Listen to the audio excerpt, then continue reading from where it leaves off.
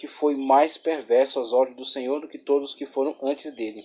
Até mesmo Jeroboão, filho de Nebate, adorava e encorajava a adoração de ídolos, um ponto que foi lembrado na profecia de Miqueias 6,16.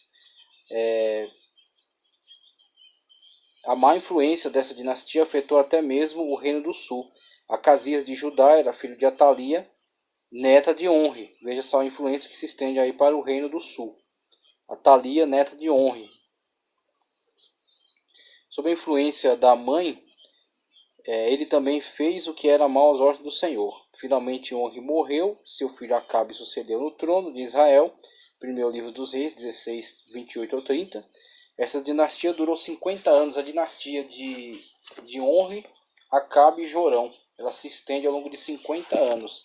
É um tempo considerável, levando em consideração as intensas mudanças dinásticas ocorridas no Reino do Norte, o Reino de Israel. Então, estender por 50 anos, de fato, é algo a se considerar. Veja só. Mais aqui sobre Onri. A palavra Onri no hebraico significa Deus ensinou. Ele reinou em Israel por 12 anos. Foi o 7º, contando com Tibni, rei de Israel, e fundador da 4ª dinastia. De todos seus predecessores, ele foi o pior. Foi o recordista na maldade entre todos os reis de Israel, apesar de possuir exímia capacidade política para governar. O seu poder e habilidades eram tão extraordinárias que Israel chegou a ser chamado de terra de Onri. Fez de Samaria a capital do reino em substituição a Tisa, e mudou a capital de Tisa para Samaria, como já foi dito. É curioso o fato de que Onri não obteve logo um reconhecimento restrito, a questão da disputa dele, 4 anos de disputa com Tibni. Conforme já vimos, Onri havia sido comandante do exército de Elá. Ele estava envolvido no cerco de Gibeton, quando recebeu notícia da morte do rei. Zinri havia assassinado. Então a questão que já discutimos em relação à influência que Zinri tinha junto a Elá, a inépcia deste rei Elá, que se vê bêbado num banquete. Zinri estava presente e viu nisso a grande oportunidade para usurpar o trono. Ok? E a rapidez com que Onri dominou toda a situação, uma vez que deixa seus comandados no fronte de batalha, retorna com um contingente, resolve ali a situação. Zinri vê-se totalmente frustrado em relação a essa ofensiva de Onri, mata-se, suicida-se, põe fogo no palácio, morrendo junto, e Onri disputa o poder com Tibni, mas finalmente chega ao poder total, estabelecendo sua dinastia essa que cresce e torna-se muito influente para o Reino do Norte. Infelizmente, com uma influência muito negativa, uma vez que propaga aí um paganismo desenfreado, uma idolatria desenfreada no Reino do Norte. Embora fosse um homem de muita capacidade, Onri não foi bem sucedido em todas as guerras em que se envolveu, pois houve tempo que ele cedeu à hegemonia dos Círios, que estavam muito bem preparados para a batalha. Um povo numeroso, muito bem armado, muito bem preparado. Inclusive detentor de muita habilidade sobre a construção e operação dos carros de guerra. Atividade essa na qual estava envolvido Zinri, e que, por estar envolvido nessa atividade, talvez fosse alguém de muita relevância para o rei na época, para Elá. Conforme já disse, Onri foi o pior rei de Israel, até aquele ponto da história, pois ele selou aliança com Etbaal, rei de Tiro, pelo casamento de seu filho, aliança política que, como já foi dito, uma estratégica tentativa para contornar um problema de comércio. Então os arameus dominavam todas as rotas comerciais e Israel estava com essa dificuldade, então ele tentou uma aliança para fortalecer o seu lado com uma importante nação, uma nação muito voltada para a navegação na época, uma nação que dominava de fato o comércio internacional, que eram os fenícios. Então ele tenta selar essa aliança com Etbaal, rei de Tiro, a cidade-estado fenícias, rei de Tiro, para com isso viabilizar uma forma de comércio que pudesse ser favorecida por essa aliança com o rei de Tiro, através do casamento de Acabe com Jezabel. Só que isso foi simplesmente a desgraça para Israel, esse tipo de aliança. rei de Tiro, pelo casamento de seu filho Acabe com Jezabel, filha de Etbaal. Primeiro livro dos Reis, 16:31. Além de rei, Etbaal era também um sumo sacerdote pagão da cidade de Tiro, conforme informa-nos Flávio Josefo. Daqui a pouco eu vou ler também a informação de Flávio Josefo sobre Jorão, tá certo? O último rei dessa dinastia aqui, o rei Jorão.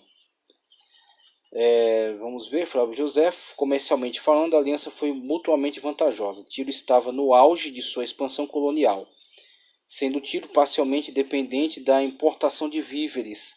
A aliança ofereceu a Israel tanto o escoadouro para seus produtos agrícolas como numerosas oportunidades comerciais. A situação é que os fenícios tinham pouco território, um território cercado por montanhas. Era um reino muito voltado para a questão marítima, de comércio, estabelecimento de entrepostos comerciais em vários lugares ao longo do Mediterrâneo. E eles não tinham tanto território para produção, para desenvolvimento agrícola. Então Israel trabalhava como uma indústria de base, né, enviando produtos in natura, fornecendo isso para os fenícios. E os fenícios trabalhando, escoando também, consumindo e escoando comercialmente esses produtos para outras colônias, né? E assim a aliança foi interessante para ambas as partes. Veja só outra informação aqui. Tiro, por sua vez, desejava tanto contrabalançar o poder de Damasco, quanto reativar o comércio com Israel, e através dele com as terras do sul. O próximo passo foi com Judá. No começo do reinado de Acabe, se não antes, a aliança foi formalmente arranjada pelo casamento da irmã ou filha de Acabe, Atalia, com Jorão, filho de Josafá, rei de Judá. Parece que Atalia era filha de Onri, criada por Acabe. Na verdade, outras fontes, né, afirmam que ela era neta, tá certo? Que ela era neta de Onri, filha de Acabe. Tá, okay? Então, a maioria das fontes aponta esse tipo de parentesco, que ela fosse neta de Onri, filha de Acabe. Onri corrompeu o povo do reino de Israel com a idolatria fenícia, da qual a nação nunca se recuperou. O profeta Miqueias lhe fez oposição e lhe denunciou tenazmente. Então Miqueias atuou na época deste péssimo rei de Israel e foi muito valente nas suas acusações. Fez duras acusações contra esta infame entrada desse culto, dessa idolatria para o reino de Israel e o prejuízo que isso ia lhes causar. É como de fato foi percebido na época da sua queda final diante da Síria e a sua deportação, né? E depois da sua miscigenação com outros povos, o que veio a dar origem ao povo samaritano. Tá, ok? A Bíblia não fala muito dos feitos políticos e administrativos de Onri.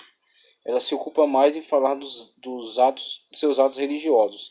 É na história dos sírios e dos moabitas onde encontramos informações sobre a política administrativa dele, porque foi com esse povo que ele teve muitas relações políticas e comerciais. Um dos maiores sucessos militares de Onri foi a total derrota dos moabitas, e somente quando Mesa interveio é que isso foi revertido. Parece, entretanto, que após 12 anos de reinado ele foi capaz de deixar seu filho e sucessor Acabe um reino próspero e pacífico. Então foi pacificado pelas armas, pelo talento militar bélico de Onri. Então isso era inegável. Ele foi um grande construtor, foi um grande estrategista e foi um grande líder bélico. Okay? Então ele pacificou a situação e estabeleceu alianças importantes. Então Acabe pegou um reino que estava a pleno funcionamento. Tá, ok? Um reino próspero e pacífico, embora moralmente corrompido e espiritualmente prostituído. O valor político de Onri é evidenciado nas inscrições da pedra moabita, as linhas 4 a 10 da mesma. Descrevem como ele derrotou os moabitas. Eu quero fazer aqui, deixa eu já buscar, quero trazer aqui a contribuição, que eu acho que é momento propício, na Bíblia Arqueológica, Bíblia de Estudo Arqueológica da NVI, Bíblia de Estudo Arqueológico, Leitura Vida, texto NVI, tá, ok? Vou ler aqui sobre Onri e Samaria e vou ler também sobre, vou localizar aqui, Onri e Samaria, sobre a pedra